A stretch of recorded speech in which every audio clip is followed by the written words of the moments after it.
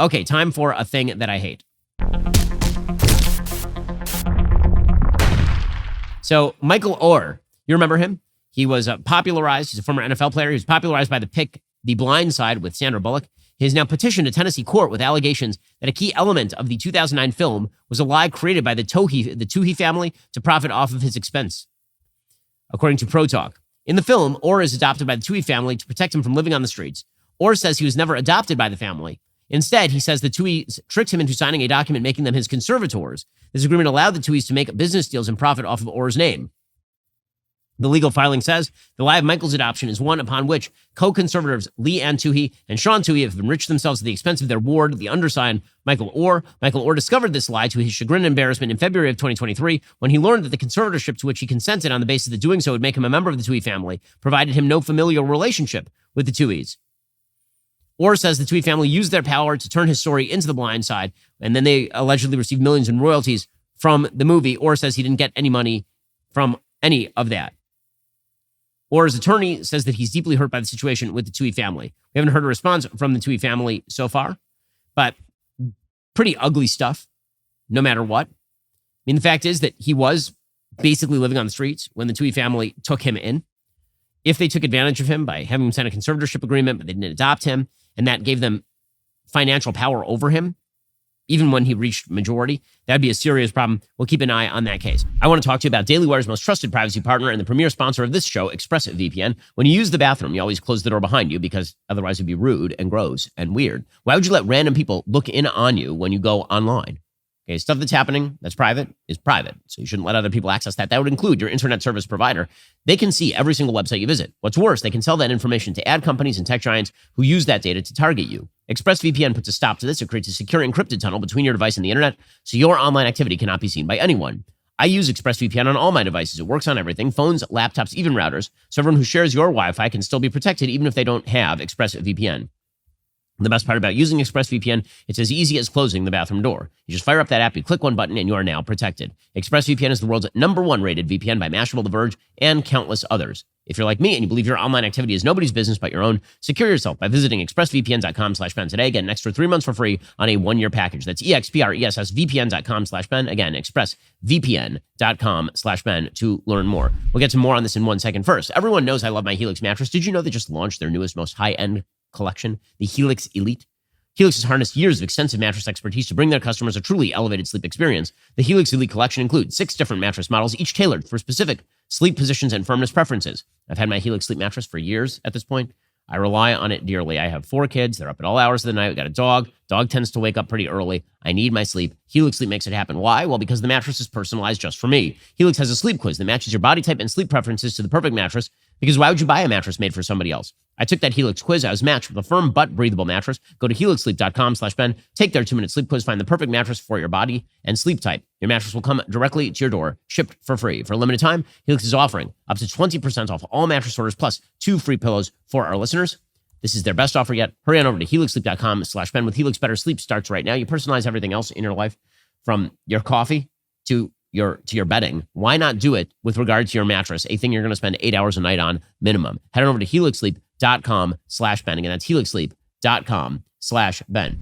Well, all of this ties into a really fascinating piece by David Brooks today over at The Atlantic. It's called How America Got Mean.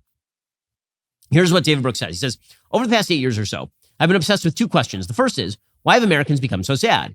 The rising rates of depression have been well publicized, as have the rising deaths of despair from drugs, alcohol, and suicide, but other statistics are similarly troubling. My second related question is, why have Americans become so mean? I was recently talking with a restaurant owner who said he has to eject a customer from his restaurant from rude or cruel behavior once a week, something that never used to happen.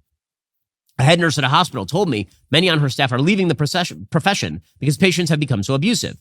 At the far extreme of meanness, hate crimes rose in 2020 to their highest level in 12 years. Social trust is plummeting. In 2000, 2/3 of American households gave to charity. In 2018, fewer than half did. The words that define our age reek of menace, conspiracy, polarization, mass shootings, trauma, safe spaces. We're enmeshed in some sort of emotional, relational, and spiritual crisis. What exactly is going on? So David Brooks has a theory as to what exactly is going on here. So David Brooks says that there are a few different stories. 1, the technology story. Social media is driving us all crazy. 2nd, the sociology story. We've stopped participating in community organizations and are more isolated. Third, the demography story. America, long a white-dominated nation, is becoming a much more diverse country, a change that has millions of white Americans in a panic. And fourth, the economy story. High levels of economic inequality and insecurity have left people afraid, alienated, and pessimistic. He says that he agrees to a certain extent with all of these stories, but I don't think any of them is the deepest one. He says the most important story about why Americans have become sad and alienated and rude, I believe, is also the simplest. We inhabit a society in which people are no longer trained in how to treat others with kindness and consideration. Our society has become one in which people feel licensed to give their selfishness free rein. The story I'm going to tell is about morals. In a healthy society, a web of institutions, families, schools, religious groups, community organizations, workplaces, helps form people into kind and responsible citizens, the sort of people who show up for one another. We live in a society that's terrible at moral formation. He says the moral formation comprises three things. First, helping people to learn to restrain their selfishness. He says that America used to be good at this. Second, teaching basic social and ethical skills. And third, helping people find a purpose in life. Now, he's right about all of this, but he is missing why exactly all of this fell apart. Now, part of it was the increasing atomization of American society that we've talked about. And this ties back into the decline of church attendance, for example. It ties back into the rise of social media. You know, the sort of move toward individual expression as opposed to a communal obligation that led to this sort of breakdown. Obviously, he says schools began to abandon moral formation in the 1940s and 50s. He says the post-war period saw similar changes at the college level. He says questions like, what is the meaning of life? How do you live a good life? Lost all purchase. In sphere after sphere, people decided that moral reasoning was not really relevant.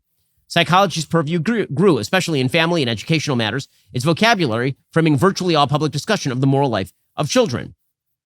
This would be the privatizing of morality, the attempt to get away from the idea of a common good. He says the moral instincts here are falling into a pattern that philosopher Alistair MacIntyre called emotivism. Whatever feels good to me is moral, which of course is what we've talked about. Most of us who noticed the process of demoralization as it was occurring thought a bland moral relativism and empty consumerism would be the result. You do you and I'll do me. But that's not what happened. Jonathan Haidt says, when you're raised in a culture without ethical structure, you become internally fragile. You don't have a moral compass to give you direction, no permanent ideals to which you can swear ultimate allegiance. And so people start to suffer from what Emile Durkheim has called anomie. This is true. I mean, all of this is true. There's something else that's happened, though. And that is an attack on all these institutions, a motivated attack, and a reliance on the niceness of the American public to tolerate the attack. So it's not just, this is true. A lot of the moral education went away. That undergirding niceness is kindness. And kindness and niceness are not the same thing. Being nice to someone means that you just are inoffensive to them. Being kind to someone very often means you're looking out for them. It means that you're going to tell them a thing that maybe they don't want to hear. If you have a friend who's a drug abuser and you simply say, you do you, that may be nice, but it's not kind. If you have a child who does bad things on the regular and you just let them do it, that may be nice, but it's not actually kind. But what's happened is but kindness is undergirded by a belief in some sort of higher good. Because what it means is that you do have to use judgment. You do have to be judgmental. You have to know that not being a drug addict is actually morally preferable to being a drug addict. Or you actually have to say that certain behavior is better than other behavior.